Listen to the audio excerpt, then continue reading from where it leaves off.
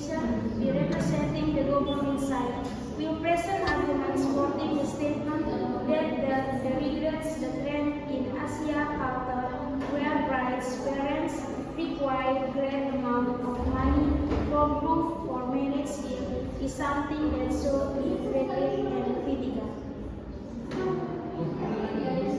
Belis is a tradition or custom practice in several regions of Indonesia, especially in East Nusa Tenggara, involving the giving of certain amount of goods or money from the groom side to the bride's family as a requirement or part of the marriage process. Culture is a pattern of life, way of living, and the entirety of creation, feeling, and intelligence that develop and are owned by group of people passed down from generation to generation.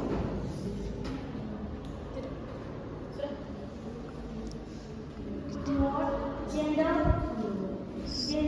and inequality, a detailed explanation being focused on Belis in East Nusa Tenggara. The dowry tradition or Belis in East Nusa Tenggara is a cultural practice that has historically been abandoned in the local society. Belis refer to a certain amount of goods or money that must be given by the groom sides to the bride family as a foundation of marriage.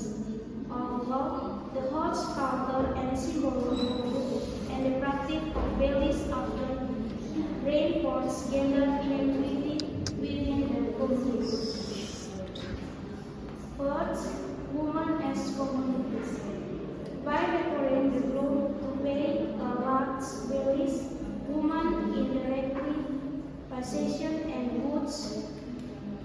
This diminishes the value of women as individuals with equal rights and dignity.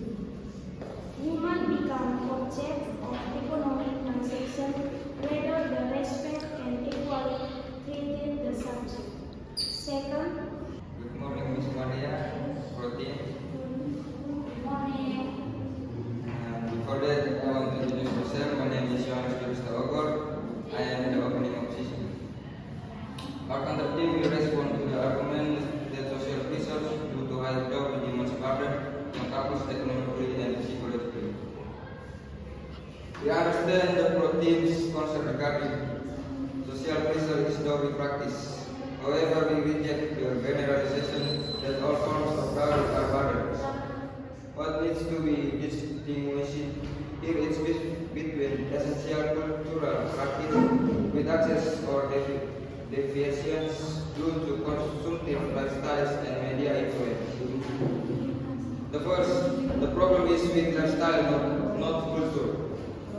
The social pressure that arises does not come from the concept of dowry itself, but from the welfare of modern society that makes dowry a place to show of status. The tradition of dowry in Asian culture is basically a form of reward and responsibility, not competition. So what must be criticized is the lifestyle and the mentality of prestige, not the tradition. In some areas of East Nusa Tenggara, dowry is often determined based on social status and family wealth. For example, in a wedding, the bride's family may ask for very high class, such as 100 million rupiah or more, which includes not only cash but also valuable items such as livestock, jewelry, and land. This creates pressure for the husband to fulfill the request not out of love but to show status and financial ability. Secondly, dowry is not the price but the result of deliberation. In many traditional communities, the amount of dowry is not determined unilaterally but through family deliberation that takes into account the economic conditions of both parties. That is, if there is proportionate social pressure. It signals a failure of communication or a loss of cultural essence, not the fault of the concept of dowry itself. In the context of the community in East Nusa Tenggara, for example, the determination of dowry often involves the relation between the families of both parties. If the grooms and bride's family agree to set a dowry that suits their respective economic conditions, then this reflects cultural values and good communication. However, if there is pressure from outside parties that force a high amount of dowry, this indicates a problem in communication and cultural understanding, not a mistake in the concept of dowry itself. Thirdly, cultural education is the solution, not the elimination of tradition. Instead of regarding the culture of dowry, what needs to be encouraged is public education to re-understand the value of dowry as a symbol of respect, not a financial burden. Reform can be carried towards a cultural approach, for example, setting dowry symbolically or in the form of mutual cooperation between families. In Nusa Tenggara, the culture of dowry has a deep meaning and is rich in symbolism. One relevant example is the tradition of dowry in traditional weddings of the Flores tribe. Here, dowry is not only seen as financial obligation, but also as a symbol of respect and recognition for the bride's family. For example, Flores traditional weddings, dowries are often traditional items such as woven fabrics, jewelry, livestock. Good morning, everyone. Ladies and gentlemen, analyzing counter-arguments against dowry, we understand that the opposing team argues that the social pressure arising from high dowries do not come from the concept of dowry itself, but from a consumer lifestyle and prestige mentality. They also emphasize that dowry should be the result of celebration and the cultural education is the solution, is not elimination of tradition.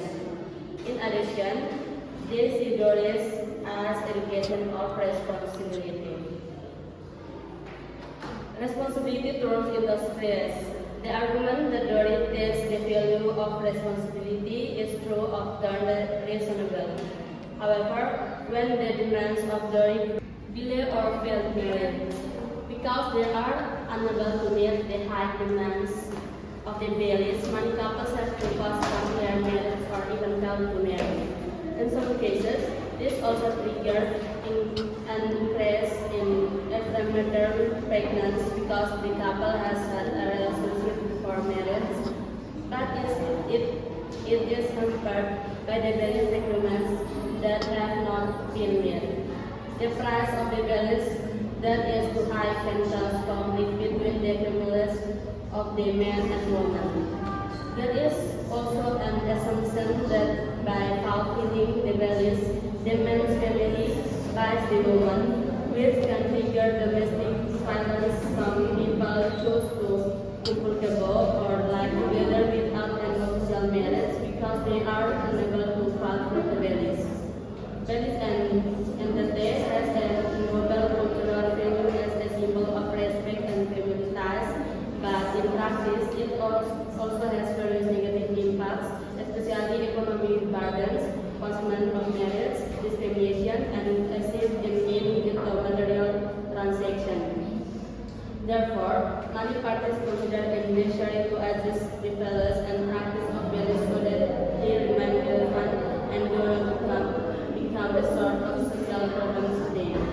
Over time, the meaning of baileys has shifted. Many research have found that baileys is now often considered a heavy burden for men and can even cause social problems such as postponement of marriage, death, and cases of pregnant or child marriage because the couple is unable to meet the requirements of baileys.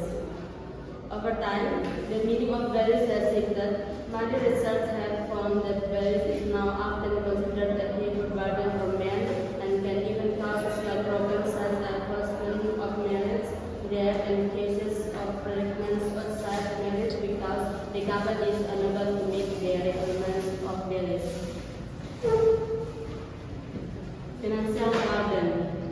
tradition of Belis in East Nusa Tenggara, which is the giving of a dowry in a traditional wedding, can be an economic burden for the community, especially for the groom family.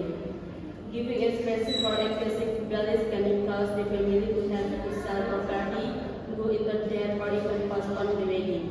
The economic pressure from Belis causes many young couples to postpone marriage. Expensive Belis, especially in the form of livestock, woven. Good morning, everyone. Thank you for the opportunity given to me. My name is Bessilia Ture. I will present our argument that marriage is not social pressure that comes, but rather a symbol of responsibility and respect for the bride. What is considered pressure is actually more due to miscommunication and cultural deviation, not the essence of the itself. Furthermore, I will present additional points and refute the argument of the pro-team more deeply. We as the cultural team argue that the assumption that high dowry elements in marriage are a form of social pressure that harms is not entirely correct. In fact, in the context of the culture and values we hold, high dowry can be seen as a form of responsibility, appreciation for women, and effort to maintain seriousness is building a household. Therefore, we reject the argument that high dowry is solely burden of social pressure that must be eliminated. First, dowry is a symbol of commitment and ability of the groom. In many Asian cultures, including Indonesian, dowry is not just a material gift, but also a representation of the groom's readiness to provide for and be responsible for the household. High dowry does not have to be interpreted as pressure, but rather as an indicator that the man is ready physically and mentally to build a future together. In fact, if the dowry is too low or ignored, it is fair that it will give the impression that marriage is considered trivial.